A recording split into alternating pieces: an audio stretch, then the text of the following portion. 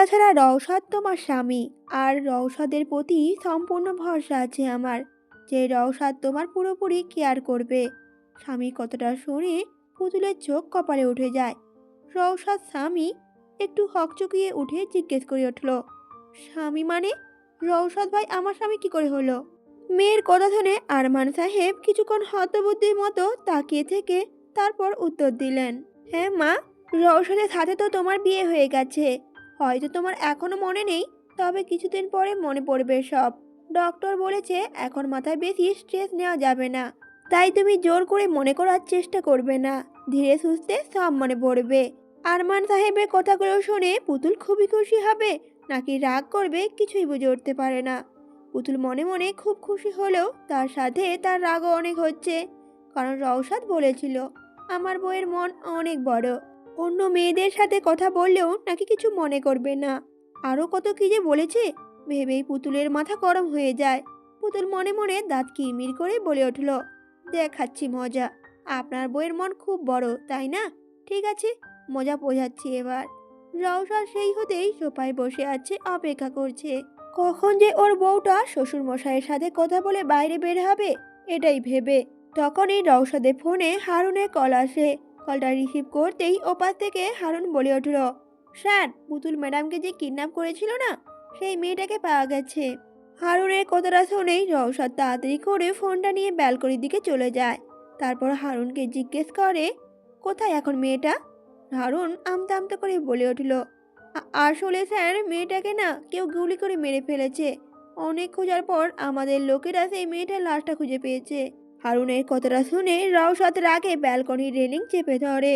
রওশাদ খুব ভালো করেই বুঝতে পারছে এর পেছনে অন্য আরেকজনের হাত আছে, যে হাত ধুয়ে রওশাদের পিছনে পড়েছে। তবে সবচেয়ে বেশি রাগ হচ্ছে এটা ভেবে, আলমাকে রওশাদ নিজের হাতে মারতে চেয়েছিল, কারণ আলমা রওশাদের পুতুল পরী ক্ষতি করার চেষ্টা করেছে। তবে তার আগেই অন্য কেউ এসে রওশাদের শিকার এভাবে ছিনিয়ে নিল। ভাবতেই রওশাদ রাগে পৌঁছতে থাকে। রওশাদের মনে পড়ে যায় সেদিনের রাতের কথা, যেদিন ও প্রিয়াকে নিজের হাতে মেরেছিল। সেদিনের ঘটনা, পুতুল যখন রওশাদের বুক থেকে উপরে উঠে গিয়ে বিছানা থেকে একটা বালিশ এনে রওশাদের মাথায় নিচে দিয়ে দেয় এবং নিচে গিয়েও বিছানায় শুয়ে পড়ে, তখনই পুতুল কিছুক্ষণের মধ্যেই ঘুমিয়ে যায়। আর তখনই রওশাদের ফোনটা বেজে ওঠে। রওশাদ ঘুমো ঘুমো চোখে কলটা রিসিভ করে। আর তখনই প্রিয়া কান্নামাখা স্বরে রওশাদকে বলে ওঠে, স্যার, আপনি এক্ষুনি আমার সাথে দেখা করতে আসুন, না হলে কিন্তু আমি নিজেকে শেষ করে দেব। এটা শুনে রওশাদ রাগে দাঁতে দাঁত চেপে বলে উঠল, তুই নিজেকে শেষ করবি তাতে আমার কি, যা ইচ্ছে তাই কর।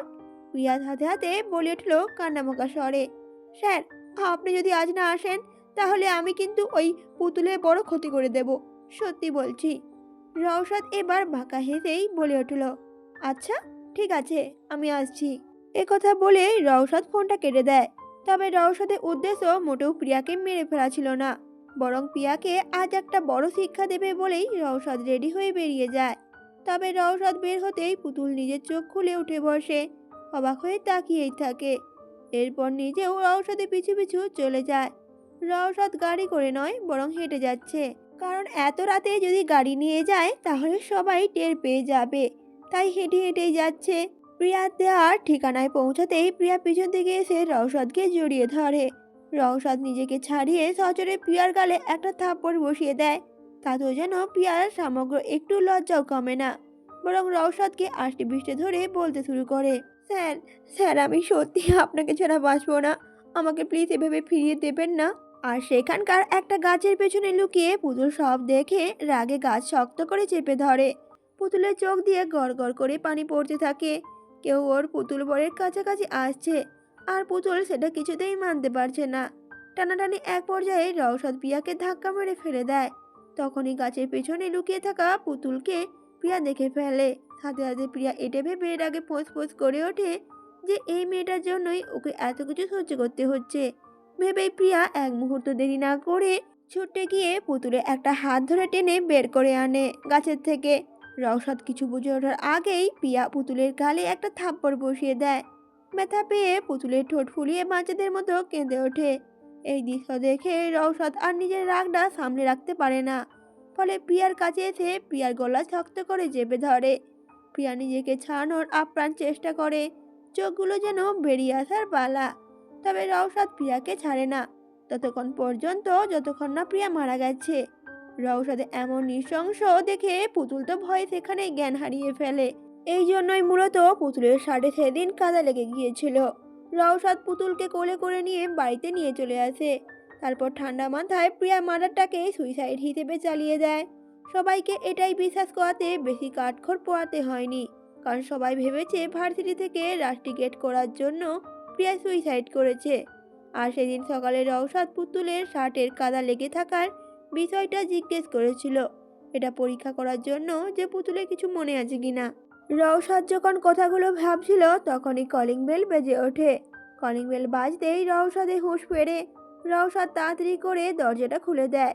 দরজার ওপাশে জাহিদ, সেজেল আর ক্যাসপার নিজেদের 32 পাটি দাঁত বের করে হি হি করে হাসছে। রওশাদ রাগ এখনো কমেনি, তাই রওশাদ তাদেরকে পাত্তা না দিয়েই রুমে চলে আসে। তবে এই যে 3 নমুনা, এরা যে কিছুতেই হাল ছাড়বে না বলেই ঠিক করে এসেছে। জাহিদ এবং ক্যাসপার পিছন থেকে এসে সোজা রওশাদকে চ্যাংদোলা করে নিজেদের কাঁধে তুলে নেয়। আর রওশাদ এদের কাণ্ড দেখেই রাগে দাঁত কিরমির করে বলে উঠল, আরে এটা কি করছিস তোরা? নামা এক্ষুনি আমাকে, খারাপ হয়ে যাবে কিন্তু। তখন সেজেল দাঁত কেলিয়ে বলে উঠল, না, নামাবে না ওরা। যতক্ষণ না তুই আমাদের ক্ষমা করছিস ততক্ষণ জায়েদ আর ক্যাসপার এভাবেই তোকে কাঁধে তুলে ঘুরাবে। কথাটা বলেই সেজেল সোফায় বসে যায়। রওশাদ আবারও রাগে কটমট করে বলে উঠল, নামা বলছি, না হলে কিন্তু সবকটাকে আজ আমি ধরাই দেব, জীবনেও তোরা ভুলবি না। রওশাদের এরকম কথায় তারা পাত্তা না দিয়েই ক্যাসপার এবং জায়েদ দুজনেই বলে উঠল, না, আজ আমরা তোকে ভয় পাচ্ছি না বুইরা খাটা একটা। আজ তোকে কোনো মতে নামাতে দেওয়া হবে না যতক্ষণ না তুই আমাদের সাথে ভালো করে কথা বলছিস। কথাগুলো বলেই জায়েদ এবং ক্যাসপার রওশাদকে নিয়ে কাঁধে নিয়ে হেলে দুলে নাচতে শুরু করলো। রওশাদ কোনো মতেই এদেরকে থামাতেই বলে উঠল হাওয়াতে হাওয়াতে, আচ্ছা আচ্ছা থাম থাম, তোরা থাম, এবারের মতো ক্ষমা করলাম। এই জন্য এভাবে যদি তোরা আমাকে না চাস আর আমার বউ যদি দেখে পেলে কি না কি ভাববে। এখন নামা আমাকে জলদি। ক্যাসপার জায়েদ হাতে হাতে রওশাদকে নিচে নামিয়ে দেয়, কারণ দুজনেই মিলেই রওশাদের ভার সামলাতেই হিমশিম খাচ্ছিল বেচারা। জিম করা বডি যে রওশাদের। সব কিছু পালা সামলে 4 জন মিলে একসাথেই শান্ত হয়ে বসে পড়ে। সেজেল এবার রওশাদকে জিজ্ঞেস করে উঠল, কি রে রওশাদ, পুতুলের আগের স্মৃতি কি কিছু মনে পড়েছে? রওশাদ এবার শান্ত এবং মলিন মুখেই বলে উঠল, না, এখনো মনে পড়েনি। ক্যাসপার তখন আপেলে কামড় দিতে দিতে বলে উঠল, আরে চিন্তা করিস না ব্রো, আমরা আছি তো। আমরা পুতুলের স্মৃতি ফিরিয়ে আনতে তোকে হেল্প করব। দরকার হয় সেই চকলেট এনে দেব, নো টেনশন। ক্যাসপারের কথা শুনে রওশাদ চোখ পাকিয়ে ক্যাসপারের দিকে তাকায়। আর ক্যাসপার বেচারা ভয়ে ঢোক গিলে বলে উঠল, আরে আমি তো জাস্ট মজা করছিলাম, চিল ব্রো। রওশাদ এবার শান্ত হয়েই বলে উঠল শান্তভাবেই, আমি চাই না পুতুলের আগের স্মৃতি কিছু মনে পড়ুক। জায়েদ কিছুটা অবাক হয়েই সাথে সাথে জিজ্ঞেস করে উঠল, কেন, কেন চাস না তুই? রওশাদ এবার জোরে একটা শ্বাস ফেলে বলে উঠল, তোরা তো জানিস আমাদের বিয়েটা কিভাবে হয়েছে আর কোন সিচুয়েশনের মধ্যে বিয়েটা হয়েছে। যতই হোক ওই ঘটনাটা পুতুলের জন্য একটা দুর্ঘটনা ছিল। আমি চাই না এগুলো মনে করে পুতুল আবারও আমাকে ভুল বুঝুক। এর থেকে ভালো আমরা নতুন করে সব কিছু শুরু করব। সেজেল তখন প্রত্যুত্তর করলো সাই জানিয়ে, ও আচ্ছা, তাহলে এই ব্যাপার। কিন্তু একদিন না একদিন তো সব মনে পড়বেই, তখন কি করবি তুই? তখন সেজেলের এমন কথায় রওশাদ কিছুটা চিন্তিত হয়ে পড়ে। এমন সময় পুতুল সবার জন্য চা নিয়ে হাজির হয়। ক্যাসপার অবাক হয়েই জিজ্ঞেস করে ওঠে, আরে ভাবি, তুমি কখন দেখলে যে আমরা এসেছি? পুতুল প্রত্যুত্তর করলো মুচকি হেসে, এই তো, আমি তোমাদের উপর থেকেই শব্দ পেয়েছি। তাছাড়া বিগেনজা আন্টি আগে থেকেই চা বানিয়ে ফ্লাক্সে রেখে দিয়ে গিয়েছিলেন, তাই আপনাদের জন্য আনলাম আর কি। কথাগুলো বলতে বলতেই পুতুল একে একে সবাইয়ের হাতে চায়ের কাপ এগিয়ে দেয়।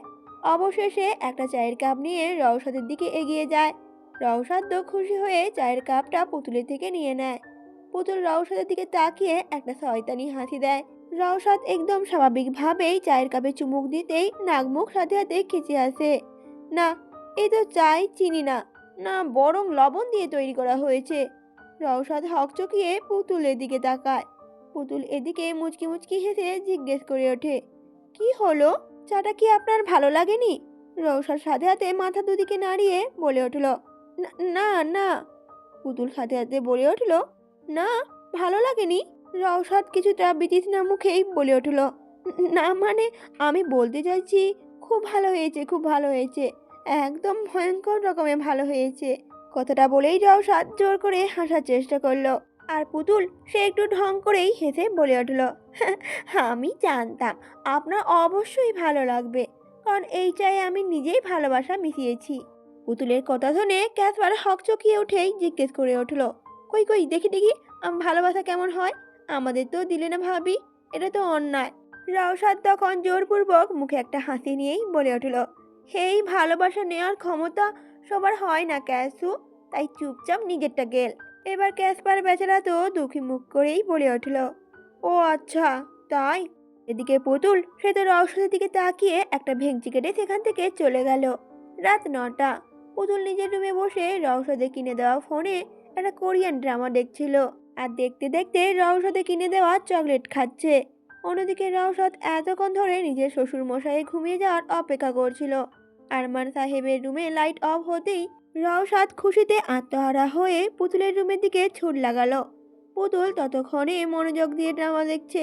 এমন সময় ড্রামাটার রোমান্টিক সিন আসতেই পুতুল লজ্জায় চোখ ঢেকে ফেলে। আর ঠিক তখনই রওশাদ রুমে প্রবেশ করে। এই দৃশ্য দেখে ভ্রু কুঁচকে নেয়। হালকা কেসে জিজ্ঞেস করে ওঠে রওশাদ, এসব কি দেখা যাচ্ছে শুনি? রওশাদ এসেছে বুঝতে পেরেই পুতুল বিদ্যুৎ গতিতে ফোনটা বন্ধ করে পট করে বালিশের তলায় লুকিয়ে ফেলে। জোরপূর্বক হেসে আমতা আমতা করে বলে উঠল, কই কই কিছু না তো, এমনি আর কি, ও কিছু না। রওশাদ তখন বলে উঠল, কিছু না মানে? বলেই রওশাদ বেডে বসে থাকা পুতুলের দিকে এগিয়ে আসতে শুরু করে এক পা এক পা করে। পুতুল ভয়ে পিছাতে গেলে রওশাদ পুতুলে একটা পা ধরে এক ঝটকায় টেনে নিজের দিকে ফিরিয়ে নিয়ে আসে।